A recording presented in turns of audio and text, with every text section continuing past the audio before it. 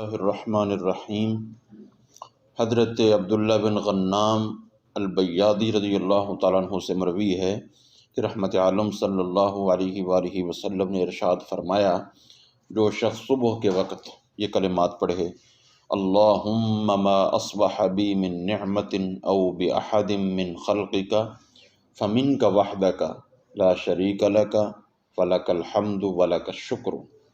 مفہوم اس کا یہ ہے کہ اے اللہ، جو بھی نعمت میرے پاس ہے یا تیری مخلوق میں سے کسی کے پاس بھی صبح کے وقت موجود ہے، تو وحدک فمنک وحدک، وہ تنہا تیری طرف سے ہی ہے، یعنی کوئی اور دینے والا نہیں ہے، تو ہی دینے والا ہے۔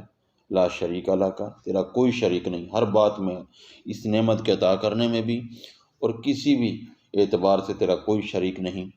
فلک الحمد، بس سب تعریفات تیری ہی ہیں، وَلَكَ الشُّكْرُ، اور تیرا ہی شکر ہے۔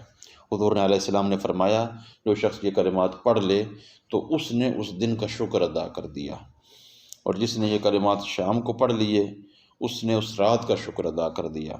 لیکن یہ یاد رہے کہ شام کو ما اصبح کی جگہ ما امسا پڑھا کرے، یعنی اللہم ما امسا بی من نعمت۔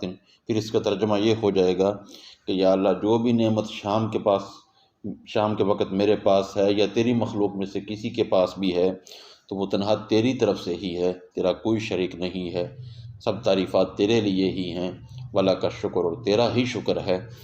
تو جو پڑھ لیتا ہے اس نے صبح و شام کا شکر ادا کر دیا۔